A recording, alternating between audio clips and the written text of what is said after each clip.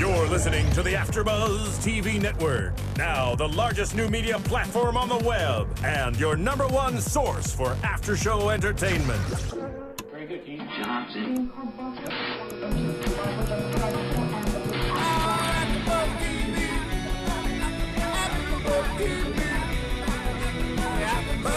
The AfterBuzz Studios in Los Angeles, California. Presented by Maria Menounos and Bing.com and streaming live thanks to Akamai Technologies. This is AfterBuzz TV's Hart of Dixie After Show. We'll break down tonight's episode and get you all the latest news and gossip. If you'd like to buzz in on tonight's show, you can buzz us at 424-256-1729. That's 424-256-1729. And now, another post-game wrap-up show for your favorite TV show. It's AfterBuzz TV's Hart of Dixie After Show. I was like, wait for it, here it comes. All right, guys, Bing is for doing. We're back with another Hart of Dixie After Show. We are on Season 2, Episode 15, called The Gambler. We got lots of good stuff for you tonight. I'm your host, Whitney Lane, joined with... Yes, hi, I am Paige Sullivan. I'm Christine Archer. Hi, guys, I'm Michelle Renee. And we have a special guest on our AfterBuzz couch tonight. Go ahead and introduce yourself for him. Hi, I'm Kaitlyn Black, and I play Annabeth Nass. So excited. We're excited. We're going to get some details. To be here. This was fun. Good. I know. And Annabeth, we already told her earlier, we love Annabeth, so we can't wait to hear more about what's happening with her character.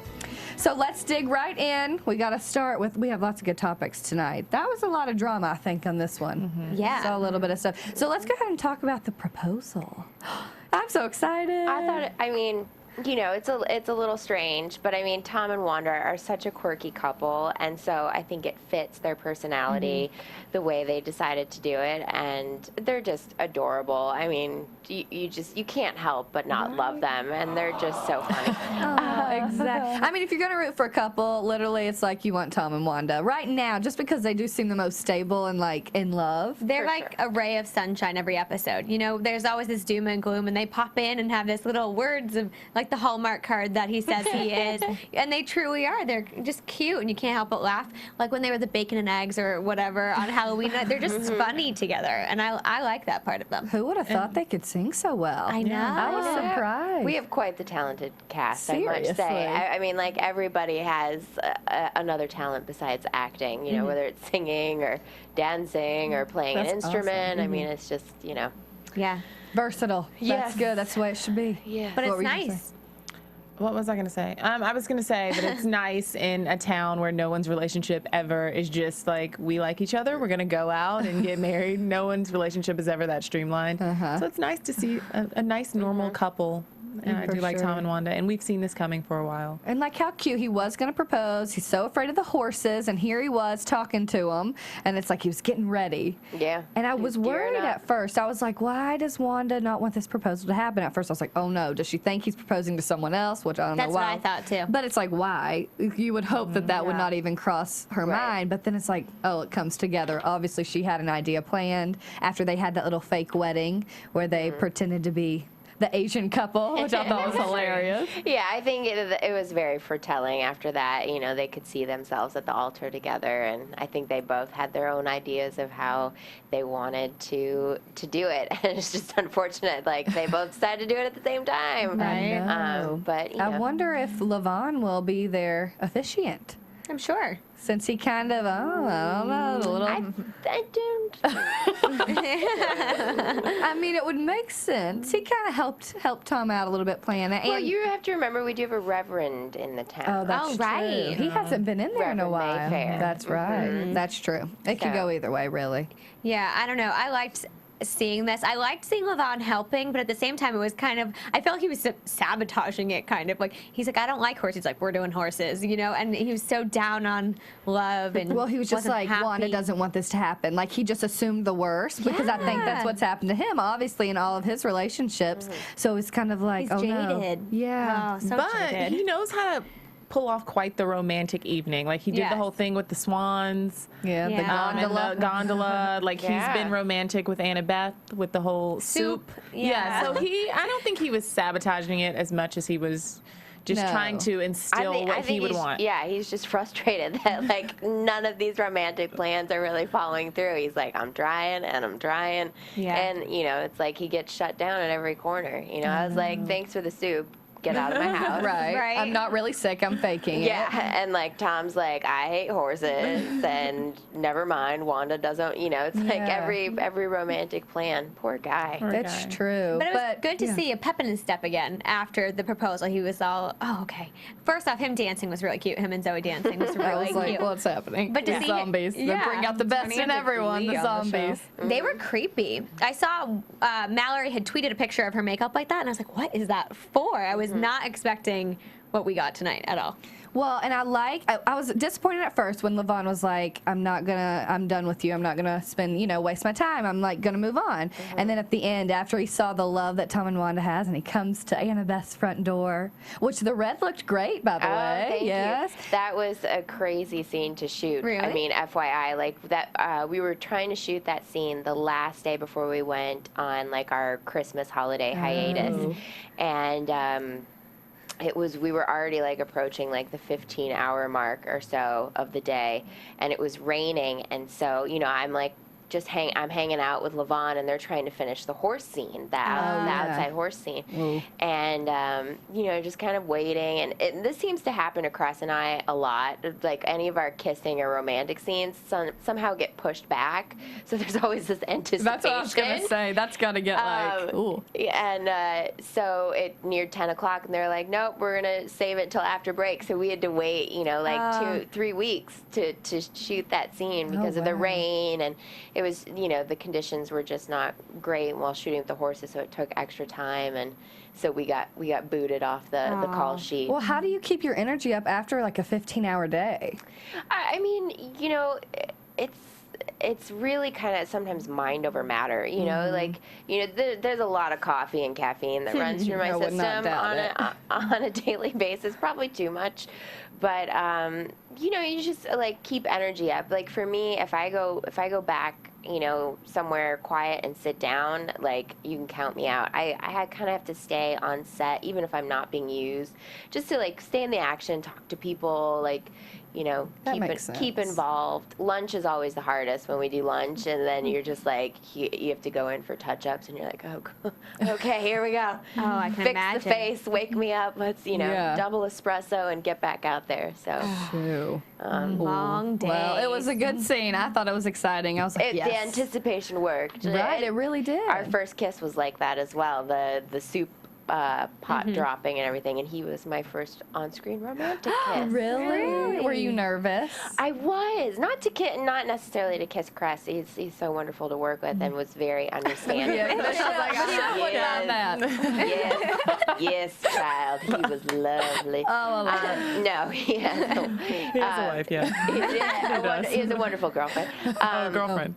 And but I was definitely nervous because you're friends with somebody, but you don't have that romantic chemistry, and you're just kind of crossing your fingers that it comes off. And it's not romantic at all. You got a camera here and a camera here, and they're like, okay, we need you to kiss from like this angle, and you're like, oh yeah, I totally can make that romantic. Like, just let me do this real quick. Like, right. Plus, I feel like just having so many people around watching, that would make, I just feel like the pressure, at least for me, I'd be like, oh my gosh, this is awkward. Luckily, I mean, like, our crew is so wonderful that they're very, Yeah, they're used to it, I'm sure. and they're, there to support you, and they keep it, whatever the vibe is for that scene, they continue to keep it, Yeah. So it's nice.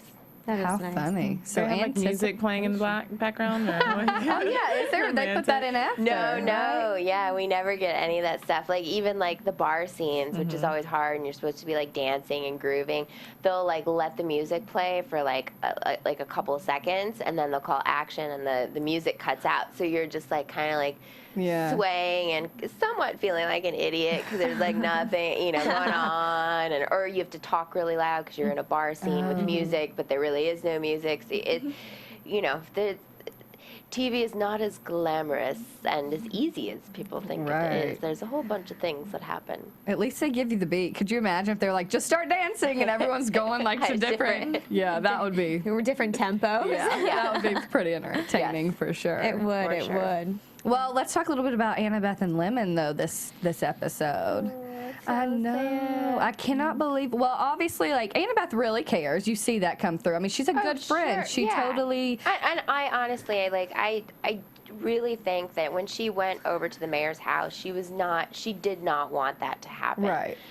She was probably hoping it would happen, but I think she was hoping that Lavon was going to be on the same page and agree with her, and that would be the end of it. Yeah.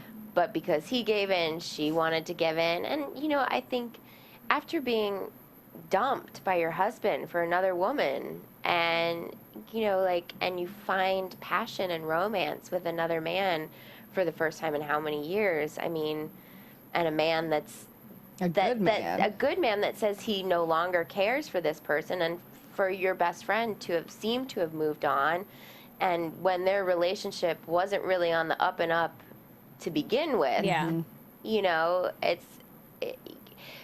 I understand, like, a lot of people could be very upset with Annabeth for doing that, but you gotta give her a little bit of a break. Has this ever happened to you in real life? Funny story.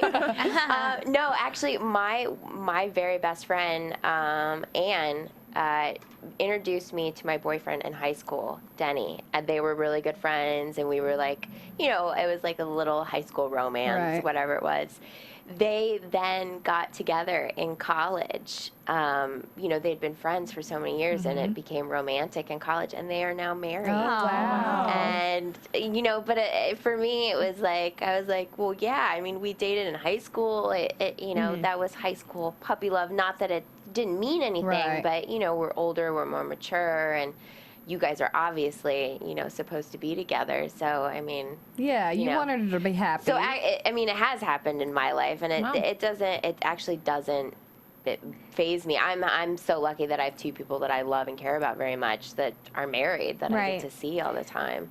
I think you have to take yourself out of, Lemon has to take a step back. I think all of us, we were discussing it last week, is that we all know somebody who's been there, or we've been there, or like you said, in your past, and it didn't really faze you. But I think in the show, given time, if Lemon can be a little more mature about it and less conniving, she would take a step back and see, if this makes my best friend happy, then that's important. Because you were saying trying to make the chemistry work. I genuinely think you guys have great chemistry, and we've mentioned that you are drawn to each other on screen, which is nice. Yeah, I'm very lucky. I mean, Cress and I, he's just so sweet. I don't think anyone could not get along with him, but luckily we have good chemistry as friends off screen, which definitely helps on screen. And so do Jamie and I. Like, this has also been tough for the both of us, to like have to put a kibosh on our character friendship when we are close, and we thoroughly enjoy working with each other.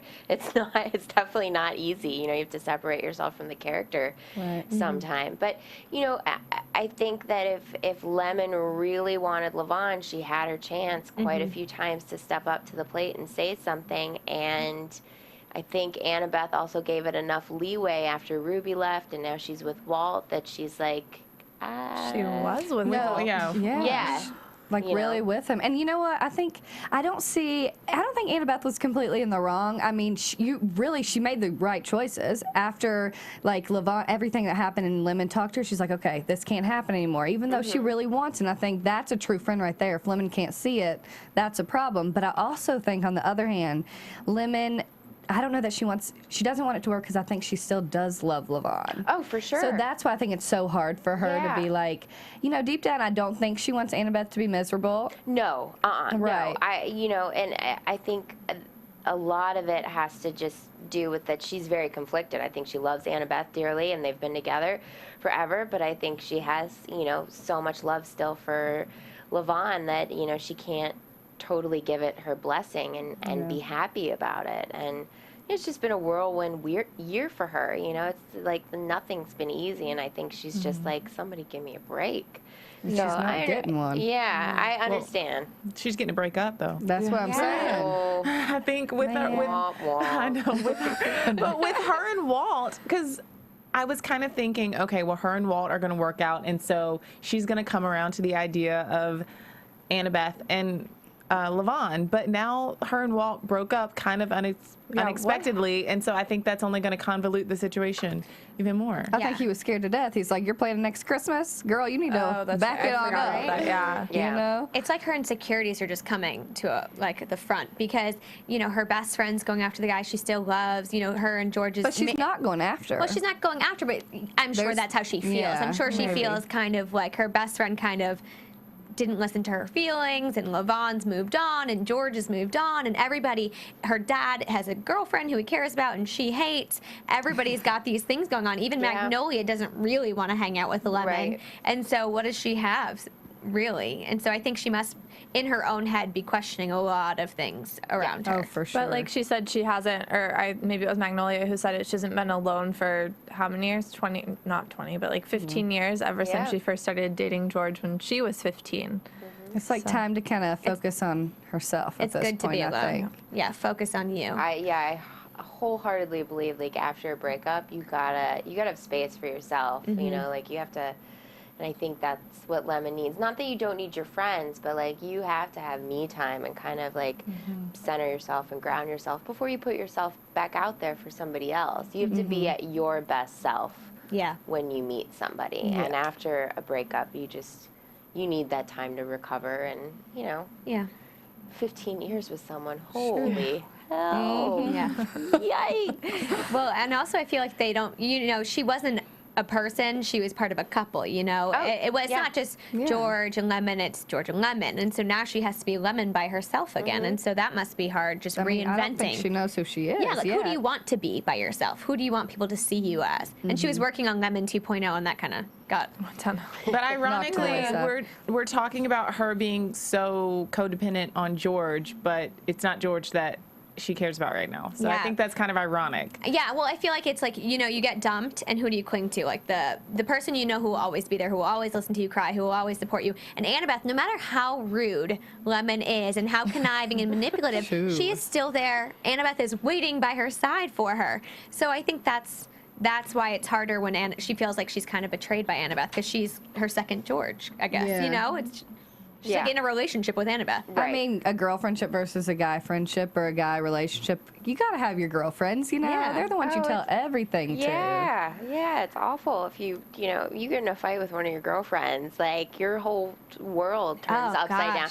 You get in a fight with your boyfriend, you run to the girlfriend and be like, that man, and like you gang up together on him, so it's like when you lose a girlfriend, that's almost harder sometimes. Then you have to call mom, and then she's going to put you in your place. Right. Say, I told you so, and it just doesn't go well. So true. That's exactly right. I have a question going back to Annabeth and Lavon.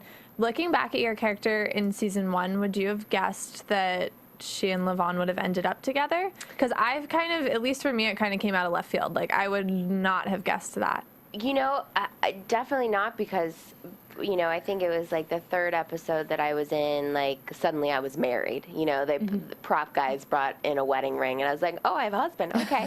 But then a couple of episodes later, I had gotten a note to be a little bit like starry-eyed, like, that I found the mayor attractive and but nothing major. But at that point, I was like, well, I wonder why they want me to, be, physically attracted to the mayor. Not that he isn't, but, just I felt like it, So I think the wheels were definitely turning in season 1 for the writers and producers at least. And then it, trickled down slowly. Right. Which I guess you've got to think about that stuff. You have to think about seasons ahead of time. Right, of course. And I knew as soon as my marriage broke up, I knew it was going that direction. I mean, at least that seemed like the most logical, step for me. Like, if you're going to get rid of my non-existent husband that's never been seen on screen, something's coming for me. So. Who knows? Are we ever going to see him? Yeah. Are we ever going to see that your man is in ex-husband? Baton Rouge with a waitress. Yeah. We don't want to see him. No, we don't. Downgrade.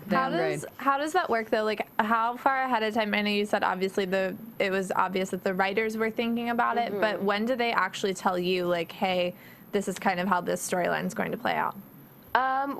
Usually you just see it in the script, which you get, like, you know, the way our set works is like 2 days before we start a new episode, we do a table read all together, and then the day before that we usually get the script. So it's not like we're, you know, we're just starting episode 20 today, so I won't know what episode 21 is about until next week, you know, a couple days before we shoot it. And literally the whole marriage thing, I was on set getting ready to do whatever scene. The prop guy came over and he was like, "We need to put a wedding band on you." I'm like, what? I'm married. Okay. All right. Funny. So, you know, sometimes there's just like last minute changes and ideas, and, you know, sometimes it's far ahead. I think the series cast kind of knows a little bit more of their arc and where they're going, but for recurring, we kind of just come in and go with the flow, see what happens. We're just as surprised as you guys sometimes. Is there anything you want want to happen to Annabeth, like something in the future that you've thought about? Oh gosh, Cress and I were joking around that we wanted like a Fred Astaire Ginger Rogers moment, like, you know, like some kind of talent competition. Oh goodness.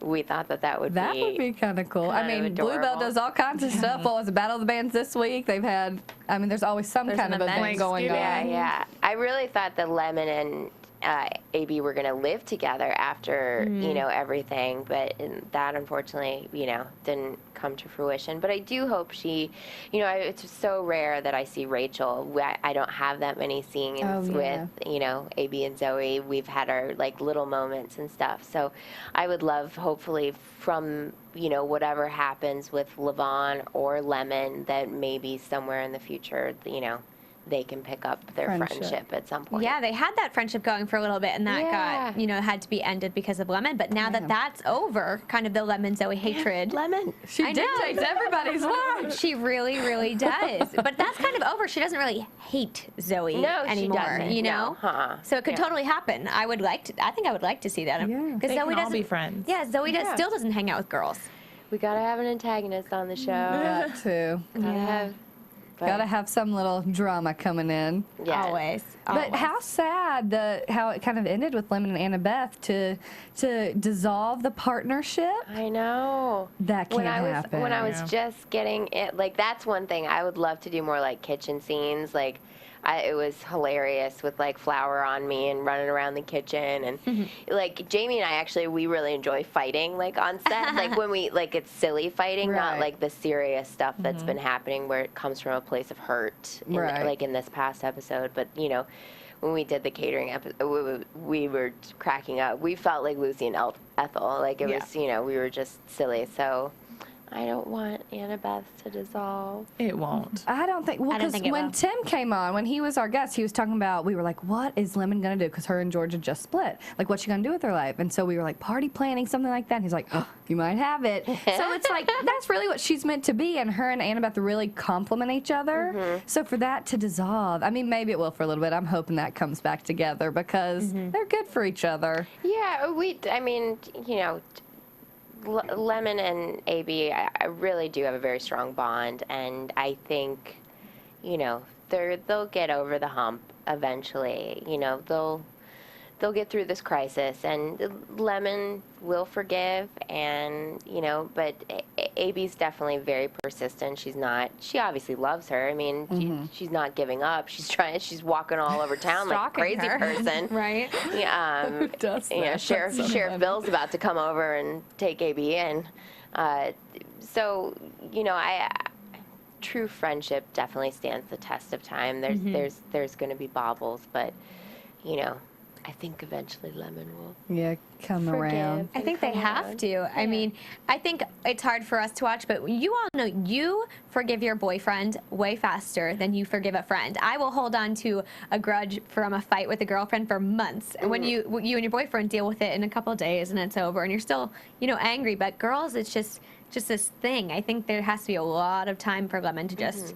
But I think when it comes to absolving the business, I think she'll really think about it. And realize. Yeah, it could have been a rash decision, but really, we talk about this every week. If they would just communicate, if she would actually know where Annabeth is coming from and why she likes Lavon and how she felt about her dating Walt and she thought it was over. Or if Lemon had told her when this was happening, right? like So many 3 things. years ago. You wouldn't have a show, but still. Yeah. All the writers are listening to this. We have to have drama. Right. You know? Which we love. Yes, That's what we feed off of. Yeah, of course. But And then you can discuss it. Yeah, no, it's true. It's true. There's, a lack of communication. You wonder if some of that's, like the Southern sensibility of keeping your opinions and your feelings to yourself and putting on a good face and, kind of that buck up attitude. And that's true. So, I think part of it might be that. You also see the power kind of leveling out between AB and Lemon, because at first it was just like Lemon really controlled everything. And now I'm so glad because Annabeth's like stepping up for things. I mean, she's like, what is it, Leader of the Bells? What is that called again? Memory matron. Memory matron. The memory matron. And like just like doing things on her own and saying, I want this company, I want it to be named after me and things like that. I mean, I think it's good finally because I think Lemon needs that. Yeah. Well, and I she's think been that too was powerful. That was definitely due to the divorce. I think that now that she's had to like get back out there on her own and be independent and take charge of her life, and it's like that sink or swim attitude of like, well, I'm either going to let this defeat me or I'm going to get back up and take charge of my life. And I think that's where this kind of like new attitude, and she's not taking it as much from Lemon and giving it back. And I think Zoe also helped start that with the memory matron situation. But I definitely think being a single woman again, reading 50 Shades of Grey. I was just thinking about that. I don't know. I was like, how I have funny. not read it. I have not read But it. it was highlighted for your character, which I thought was hilarious. Pulling that in. I'm surprised they weren't posted, in their color-coded post-it notes. Seriously. That would definitely be an AB move. So. But that makes sense what you said about Annabeth's character kind of, I guess, being stronger since the divorce, especially with her persistence tonight, dealing with Lemon, because I feel like in the past maybe she would have been a little scared to confront Lemon or kind of tried to avoid her, but we saw her taking the different route of being very persistent and making sure to kind of get in Lemon's face and make her address what was going on between them. So I thought that was interesting, and I wrote down whether or not you guys thought that was the best way to handle like a feud with a friend. Like, should you let them cool off, or should you be persistent and like? I think you reach out a couple times, and then if they don't respond, like Lemon's not having it, then you back off. Yeah, a little bit. Yeah, I think she was going for broke. It, that last time might have been a little too much, but I think, to a certain extent, she's like, I'm going to fight for the things that matter most to me in my life, and Lemon's definitely one of them. She's already lost her husband, so I think it was kind of like, give it all, or, and then go home, And I think she just comes off as such a better friend than Lemon, because it really seems like, and I don't think that it's necessarily Lemon's constantly selfish, but she really does come off that way often. And Annabeth is like fighting for the friendship, and eventually I think Lemon always comes around and she realizes the mistake she's made. But, I don't know, just the decisions that Annabeth has made have really been for the friendship. It hasn't been selfish at all. Right, they and really while have. Lemon, on the other hand, is like, you're doing this to me. This is hurting me, I don't know. Well, if you have any opinions at home about Annabeth and Lemon, please let us know. You can check us out on iTunes. You can rate. Hopefully you give us 5 stars, especially because we have the lovely Kaitlyn Black here. 5 stars. 5 stars. But tell us what you're thinking. Tell us what you want for AB going forward, or for any of the other characters, because things are really heating up between everybody this episode. It got intense. So check out iTunes. Let us know what you're thinking. Rate us. Tell a friend about us if you think they'd like the Hart of Dixie after show, or any other after show on AfterBuzz TV. We have them all up there for your viewing. These ladies, they got a lot of work going on. They do a lot of shows. I don't know how you guys keep things straight. I can barely watch that much TV. So. It's hard. Our DVRs are packed. It's a DVR, exactly. 20 shows a week. Amaze me. Oh, gosh. So, yes, we love your opinion, so definitely let us know. Yes. Okay, we got to talk about the... No. No. The worst. I almost cried. Wade and Zoe. I'm just confused. Like, I mean, it seemed fine at the beginning of the episode, and then right, they were getting along great, kissing in front of everybody. She's wearing a shirt, like groupie. I was like, "Go Zoe! Look at her!" And then, like midway through, she's just I mean, well, she gave Wade the light up. What did it say? Wade's place? Yeah. Sign, which was really cute. And then, I mean, I guess that was kind of what made him realize. He made the point later when he was drunkenly talking to George that I'm tired of people like thinking I'm better than I am, and I wish they'd just stop. And I guess that was kind of what like really hit him hard was when she gave him the sign for his new bar that ultimately, at this point at least, isn't going to happen. But I don't know. That was a little surprising for me. I don't think it's not going to happen. I think the fact that she believes in him so much, and he just doesn't believe in himself that much. And I don't think he had, obviously his mother passed away, and his dad's kind of an alcoholic, and he didn't have that support growing up. And now that he does, he's fearful of failing. That his dad's a big alcoholic. Crazy girl. Yeah, but I just feel for him. I feel like he's afraid to fail because now he actually has people to let down. And so instead of failing, he just threw it away on purpose. But it put a pit in my stomach to see him walk away with that girl.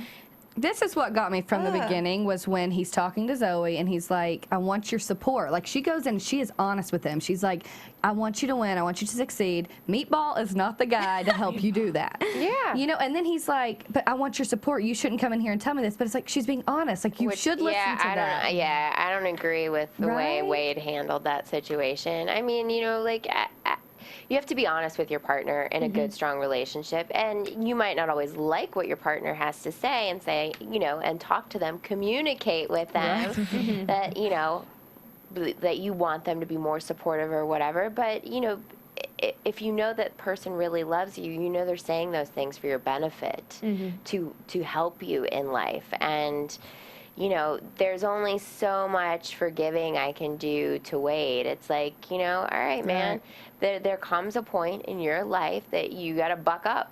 Like, you can't, you know, I know you're afraid of failure and, you know, you don't want to let anybody down, but you're more of a letdown not doing anything and just being mediocre. He sabotages himself. Exactly. And it's like, I don't know, that's the thing. He kind of plays the victim a lot and makes the other person feel like they're not being supportive. He makes Zoe feel like she's never supporting him when really she is. She's being open and honest, how it should be in a relationship. And he should take her, I mean, if he doesn't want to listen to it, that's fine, but at least like understand where she's coming from. That's what I didn't understand from it. I was just like, she's being honest. And it scared me a little bit, and I did predict this a few episodes back, that not only was he doubting himself and being very complacent in losing the competition on purpose, but he also like binge drank and like got drunk. And I predicted that he might be an alcoholic like his dad one day. So that's the part that kind of scares me, because not only is he like doubting himself, but he's obviously maybe even physically like hurting himself. He's just numbing his like fears and his stresses for this huge battle of the bands. I think it's sad. I think we forgot though who he was. I mean, season 1, he had so many opportunities to tell Zoe really how he felt, and he never did. And then he would just fight with her or blame her or tell her how awful she was. And like you said, playing the victim. And that went away for a little bit because of the relationship and the lovey-dovey and the honeymoon stage. And now that's gone. And now it's back to being real people and having real lives. And now that they're settled into their relationship, he's going back to old Wade, which is hard to watch him kind of move backward. Revert back to his old ways. But I think that's a very good point. I mean, you know, like, he's never, I mean, like, Tansy and him were married, but I don't think it was a successful marriage, you know, by everybody's, you know, account on it and the amount of fighting and, you know, and then he's just had girls, you know, just not relationships, but girls. And, you know, I think the easiest way to get girls is to be that kind of charming bartender, but also kind of a victim, poor me.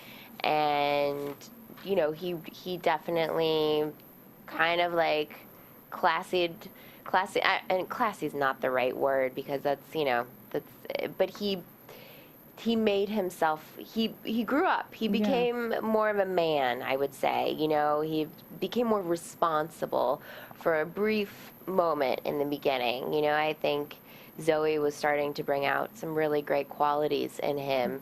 But I don't think he's ready to change that fast. And that's the thing. I think Zoe knew getting into it. She knows what kind of guy he is. I think he's going to be a lot of work because I think he already assumes that she's eventually going to give up on him. And I think that's just part of it. I think if they want that relationship to work, she's going to have to work a lot harder than him because he's already thinking at some point she's going to leave me. At some point this isn't going to work out.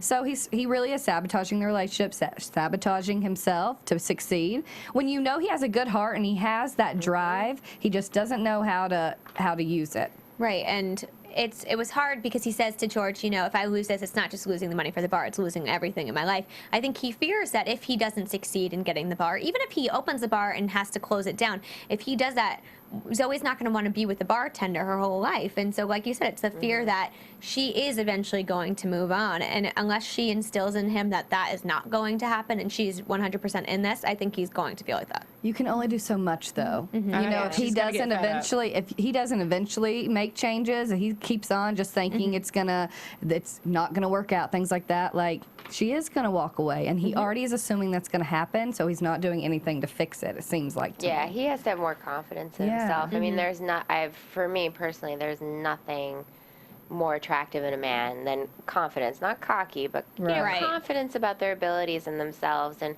when you're constantly playing the poor me card and you're trying to lift up the downtrodden and be patient with people, that becomes a tiresome job. That's not a girlfriend anymore. That's a caretaker. That's a mother. And I think Wade has so many wonderful qualities, and Wilson is, I mean, it's so funny. It's like, I almost hate saying stuff about Wade because Wilson is such a works harder than anybody, and what a great guy and what a sweetheart. Like, he's so unlike Wade in most of the qualities. But it's sad to see somebody sabotaging their life. I think it's also hard though because he's surrounded by George on one hand, who's like one of his good friends, and like he says, you're this lawyer who, like, if you lose, it's nothing to you because it's a small dent in your paycheck basically. But if I lose, like, I lose everything. So he's surrounded by him, also surrounded by Zoe, but people who care, like George is doing this for him, but who are very successful and independent and can be self-sufficient, and he is not that at this point. But at the same time, like George says, they worked for it. I mean, everybody, it's so easy to be jealous of somebody else's life and jealous of somebody's career or relationship, but they work at it, and you don't know what they do behind closed doors or the extra hours they're putting in. And so Wade didn't see George in New York, trying to be a lawyer, or Zoe before she was this doctor. Or Zoe failing in New York. Exactly. And so having, how can he judge? And eventually Zoe and George, or even George, he's going to get fed up with trying to talk Wade up. He's constantly trying to help his friend. But there's only so many times it's like beating a dead horse with Wade. Right. It's boring. I think he gets those ideas in his head, and I think, he does compare himself to George because that whole love triangle with Zoe as well, that's always, I think, going to be a constant fear that he's not going to live up to that George Tucker type of guy. But it's like, he's got it really is confidence. Like, he's got to change that up, or he's really going to just be alone like Crazy Earl. He's going to go back. Or just sleeping around and trying to fill that void, but never having he didn't have to be confident then. He was confident. He knew, like, he was a bartender. He had ladies that would come in that, were his his sleeping buddies. And like, he didn't have to impress anybody. Like, that was his life, working at a bar, and he knew there was always going to be an attractive girl that wanted to go home with him. And so, this is a big change for him too. It's hard to get down on any character. If you really suss it out, everybody's got their own issues in this show that make them. You can make a case for anybody in the way that they act. So it just depends who you gravitate towards and who you relate to more, I guess. Right. Well, maybe even Wade, like you mentioned, now that you say that, it kind of brings it up. Nobody expected anything more of him, and he probably got comfortable with the idea of just being a bartender. And so Zoe's brought that back out. So like you said, you're making a case for Wade. I guess we can kind of feel for him, but it depends from what viewpoint you're looking at. Because if I was Zoe right now, I would be fuming. Fuming. I think most women would be. My goodness. How dare he? Disappointing. It's just disappointing. Do we think that I mean, I know George kind of tried to stop him. I was gonna but bring that I up. don't Good one. know. He could have tried harder. And I don't know. That's such a fine line because it's like, well, not even the whole stopping thing, but the whole Zoe comes in and he doesn't say anything, kind of like lying by omission, if you consider it that. That was what was hard for me. It's like, would I have told them? Is it my place? But then it's like you're friends with both of them. I don't know. What did y'all think about how George handled it? I think you have to let unless you see or find out somebody has actually like cheated or hurt. I mean, like he left with the girl. That's all you saw. And I think as of right now, I think George is playing it smart. It's not his relationship. It's not his business. If he finds out later that something happened, then, I think it's up to you, maybe not to tell Zoe, but to confront Wade about it and say, if you don't tell her, I will. I will make sure that she's, not kept in the dark about this. But I think for right now, because we don't know what transpired outside of, Tricky Ricks, that,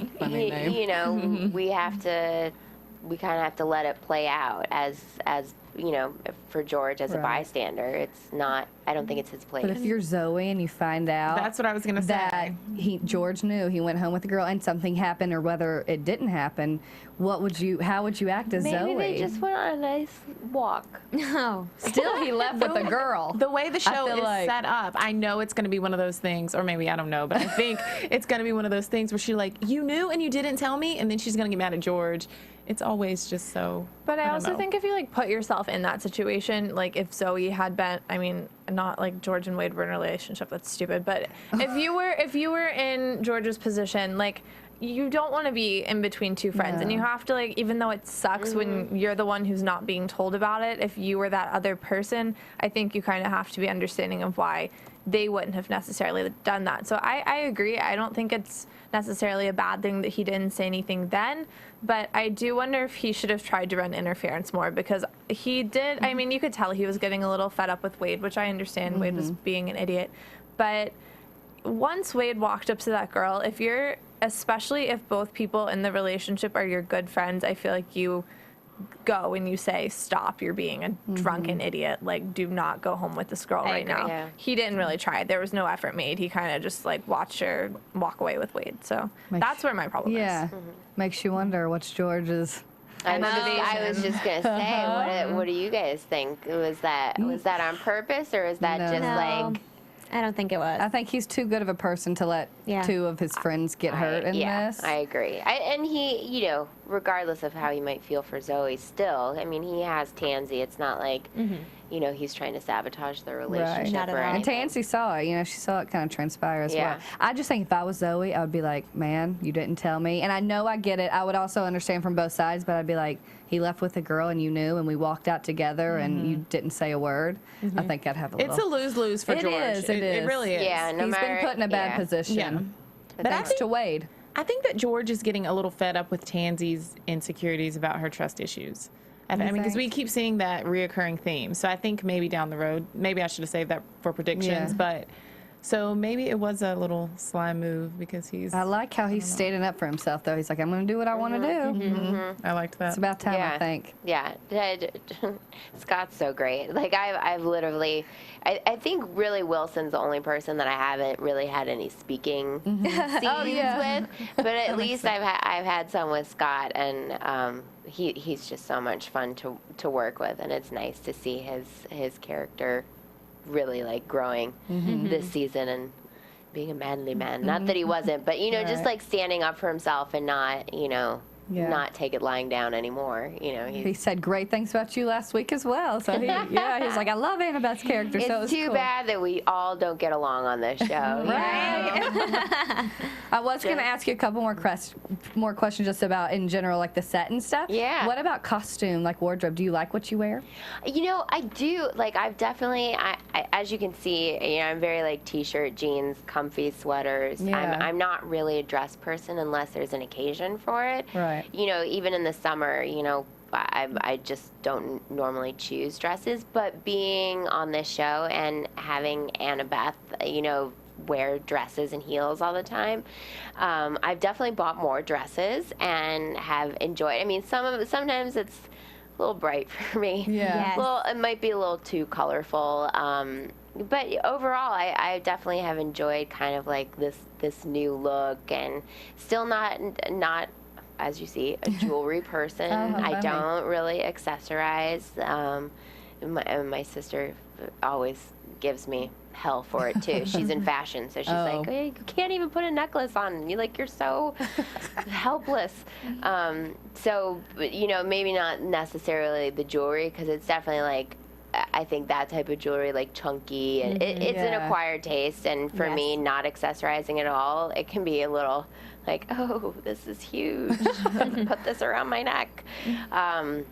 But it's definitely been fun. I enjoy the wardrobe aspect. I love going in for costume fittings and seeing what the possibilities are for Annabeth. For sure. It's fun. It's fun getting dressed up. So last question for you, just in general, what can we look forward to from maybe Annabeth and just you in general? Well, I can say that there will be more scenes between AB and Lavon. Excellent. Whether or not they will be romantic or friendly, I'm not going to give that away. And, I think the mending of AB and Lemon is on the horizon. It will, it is going to happen. Whether or not Annabeth's is going to dissolve, there might be new career paths in the future. But their friendship will prevail. They will overcome this hurdle. And hopefully I just get to stick around. I love being in Bluebell and working with such a talented cast and recurring cast. I mean, as you saw, Ross, who plays Tom, and Mallory, who plays Wanda, and Reggie, who plays Dash. I mean, we have just such a great group of people that are involved, and it's a family, That's it's like awesome. my little home on TV. We love watching it, that's for sure. Do we have a little news and gossip real quick? AfterBuzz TV News. All right, so Jamie King was OK Magazine's Look of the Day for today. All right. Yay, go Jamie. For what she wore last night at the Vanity Fair and Juicy Couture celebration of the Vanities 2013 calendar event that was in West Hollywood at Chateau Marmont. And she wore a bright orange and pink graphic short little print number and some biker wedges, they called them. So she was looking really chic. Nice. But you and She always looks chic. Yeah, she does. She tries to style me too. Oh, nice. And they even commented on the article online that she was a former model, so that's why she can pull it off so effortlessly. There you go. You win some, you lose some, though. So there was another article that I found online from starcrush.com about Jamie, and this article was called Bad Celebrity Tattoos.